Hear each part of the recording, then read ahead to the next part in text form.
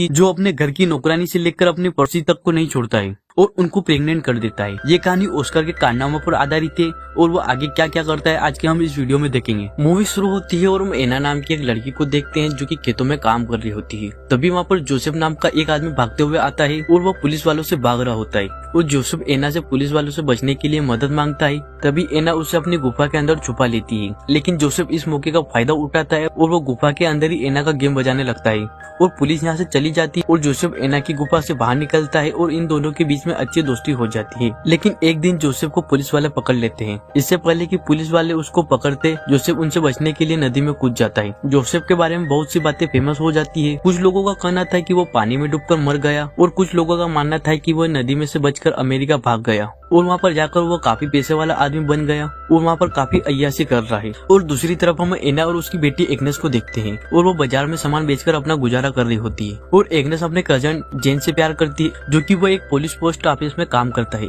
इसके अलावा Agnes Alfred से भी प्यार करती है जो कि एक जर्मन शेफ होता है और इन तीनों को गपागप से एग्नेस को ऑस्कर नाम का एक बच्चा पैदा होता है और इसके बाद ऑस्कर पैदा होने के बाद रो ही रहा होता है जब उसकी माँ उसको यह कहती है कि जब वो 3 साल का हो जाएगा तब उसकी माँ उसको टीम ड्रम लाकर देगी। इसके बाद ऑस्कर रोना बंद कर देता है। इसके बाद ऑस्कर 3 साल का हो जाता है और उसका जन्मदिन होता है और वह सभी को डांस करते हुए और शराब पीते हुए देखता है और वह डिसाइड करता है कि वह अब कभी भी बड़ा नहीं होगा। अपने इसी काम के लिए वो बेस कैंप में जाता है और वहाँ पर सीढ़ियों से कूद जाता है और अब इसके बाद कभी भी ऑस्कर बड़ा नहीं होता है। अब वह हमेशा ही अपने ड्रम को साथ में लेकर घूमता है। जब ऑस्कर को उसके ड्रम लेने की कोशिश करते हैं तो इतना जोर से चिल्लाता है कि आसपास के सारे ही कांच टूट जाते हैं और ये अपने आवाज से किसी भी कांच को तोड़ सकता है। ऑस्कर जब नीचे गिरता है तो इसको अजीब सी शक्ति मिलती है और ऐसे ही समय बीतता जाता है और ऑस्कर 6 साल का हो जाता है। ऑस्कर ना ही बड़ा हो रहा होता है और ना ही अपने टूटे हुए ड्रम को अपने से अलग कर रहा होता है। जब भी कोई भी उसे उसके ड्रम से छीनने की कोशिश करता है वो अपनी आवाज से कांच को तोड़ देता है। इस पावर से सारे ही डॉक्टर हैरान थे और वो ऑस्कर की जांच करते हैं, लेकिन उन्हें ये पता नहीं चलता है कि ये ऐसा हो क्यों रहा है। लेकिन उसकी मॉम और उसके परिवार को ये जानना था कि ऑस्कर आखिर में बड़ा क्यों नहीं हो रहा है। इसके बाद हम देखते हैं कि एग्नेस सैटरडे को हमेशा ही शहर में जाती है और वो ऑस्कर को एक दुकान में छोड़ देती है। इसके बाद वो जेन के पास जाती है और वहाँ पर जाकर जेन के साथ गपागप करती है। लेकिन एक दिन ऑस्कर को अपनी माँ के कान के बारे में पता चल जाता है और ऐसे ही करते हुए काफी साल बीत जाते हैं। अब ऑस्कर 12 साल का हो चुका होता है और एक दिन ऑस्कर अपने मॉम डैड के साथ में सर्कस देखने के लिए जाता है, जहाँ पर ऑस्कर कुछ बोने लोगों को सर्कस में काम करते हुए देखता है और उन बोनों को देखकर ऑस्कर की मॉम को डैड को यह लगने लगता है कि ऑस्कर शायद बोना है। और सर्कस खत्म होने के बाद ऑस्कर एक बोने से मिलता है और वो बोना ऑस्कर के टैलेंट को देखते हुए ऑस्कर को सर्कस में आने के लिए बोलता है। लेकिन ऑस्कर के मॉम डैड यहाँ पर आ जाते हैं और ऑस्कर को वहाँ से ले जाते हैं। इसके कुछ दिन बाद हम देखते हैं कि जिस दुकान में ऑस्कर की माँ ऑस्कर को छोड़कर जाती है वह दुकानदार भी ऑस्कर की माँ से प्यार करने लगता है और वो दुकानदार एग्नेस और ऑस्कर को लंदन चलने के लिए कहता है। लेकिन ऑस्कर की माँ मना कर देती है और वहाँ से चली जाती है और थोड़े दिन बाद एग्नेस को यह बात पता चलती है कि वह प्रेग्नेंट है और अपनी टेंशन की वजह से वह बहुत सारी मछलियां खा रही होती है जो कि उसको खाना बिल्कुल पसंद नहीं होता है। एग्नेस के पति अल्फ्रेड को भी ये फर्क नहीं पड़ता है कि एग्नेस के पेट में किसका बच्चा है। वह सिर्फ एग्नेस को खुश देखना चाहता था, लेकिन एग्नेस को ऑस्कर के पैदा होने के बाद कभी भी खुशी नहीं मिली होती है, इसीलिए वो अपने बच्चे को पैदा नहीं करना चाहती थी। और बहुत सारी मछलियां खाने से एग्नेस को फूड पॉइजनिंग हो जाती है, इसीलिए उसकी मौत हो जाती है। इसके कुछ साल बाद हम देखते हैं कि ऑस्कर अपनी टूटी हुई ड्रम को ठीक करवाना चाहता है और यह समय उस वक्त का होता है जब जर्मनी ने पूरे ही पोलैंड पर हमला करके उस पर कब्जा जमाने की कोशिश कर रहा होता है। वहीं पोस्ट ऑफिस पर पुलिस लोग जर्मनी पर हमला करने की तैयारी कर रहे होते हैं। तभी अचानक से जर्मनी ने हमला कर दिया होता है और इस हमले में बहुत सारे लोग मर जाते हैं, जिनमें से एक जेन भी होता है। और इस हमले में ऑस्कर किसी तरीके से बच जाता है और वह यहाँ से भाग जाता है।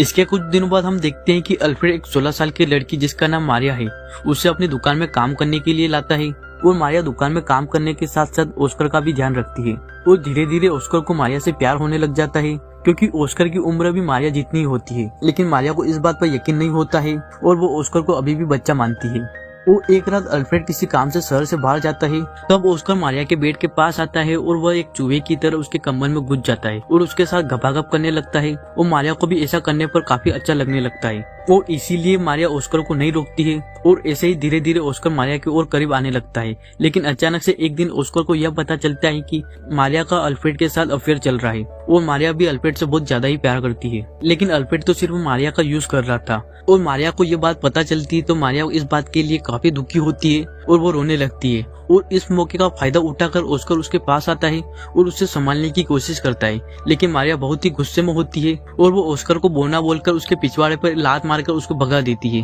और उसके कुछ दिनों बाद हमें बताया जाता है कि मारिया अल्फ्रेड के बच्चे की मां बनने वाली होती है। लेकिन ये बात ऑस्कर को बिल्कुल अच्छी नहीं लगती है और वो मारिया के बच्चे को मारना चाहता था और मारिया ऐसा होने नहीं देती है। और कुछ दिनों बाद मारिया को एक बच्चा होता है और उस बच्चे को देखकर सभी लोग खुश होते हैं। लेकिन ऑस्कर यह देखकर बिल्कुल खुश नहीं होता है क्योंकि उसको ऐसा लगता है कि यह बच्चा उसी का है।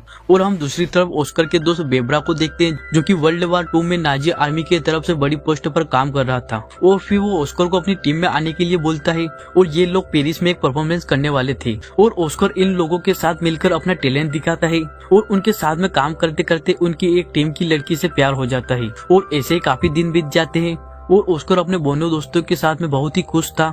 लेकिन ऑस्कर अपनी जिंदगी अपने हिसाब से जी रहा होता है जब चाहे जैसा कर सकता था। लेकिन एक दिन अचानक से अमेरिका का वहाँ पर हमला हो जाता है और ऑस्कर की गर्लफ्रेंड उसी हमले में मर जाती है। उसी हादसे के बाद ऑस्कर अपने घर पर वापस आ जाता है और ऑस्कर अपने घर पर आने के बाद और वो मारिया के 3 साल के बेटे को वैसा ही ड्रम गिफ्ट करता है जो कि उसकी मां ने उसको 3 साल की उम्र में दिया था। लेकिन मारिया ऑस्कर को देखकर यहाँ पर बिल्कुल खुश नहीं होती है। लेकिन अल्फ्रेड अपने बेटे को देखकर यहाँ पर बहुत ही खुश होता है और वो ऑस्कर को उन लोगों से भी दूर रखता है जो ऑस्कर को अस्पताल में ले जाकर उसका इलाज करना चाहते थे, क्योंकि अल्फ्रेड को ऐसा कभी नहीं लगा था कि ऑस्कर आम लोगों से अलग है। और इसके बाद सर की हालत धीरे धीरे बिगड़ने लगती है। अल्फ्रेड अपने घर के पास की एक पड़ोसी लीना और ऑस्कर को अपने बेस कैंप में छिपा कर रखता है और अल्फ्रेड को अपने नाजी होने की बात को भी छुपानी पड़ती है। लेकिन अचानक से एक दिन रशियन सैनिक अल्फ्रेड के घर पर आ जाते हैं और वो अल्फ्रेड के सामने ही लीना के साथ जबरदस्ती करने की कोशिश करते हैं। वहीं अल्फ्रेड को नाजी सिपाही छुपाने के लिए ऑस्कर उसको एक चिन्ह देता है जिस पर नाजी होने की बात लिखी हुई थी।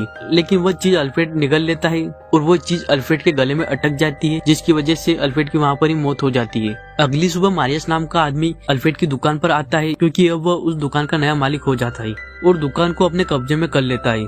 और मारियल अल्फ्रेड का फ्यूनरल करता है क्योंकि उसने हाल ही में अपनी पत्नी और अपने बच्चों को खोया होता है और वो जानता था कि किसी को अपने से खोना कैसा लगता है। और इसके बाद ऑक्सर को भी ये बात समझ में आ जाती है कि इस दुनिया में उसका और कोई नहीं है। इसके बाद ऑक्सर ये डिसाइड करता है कि अब वो बड़ा होगा।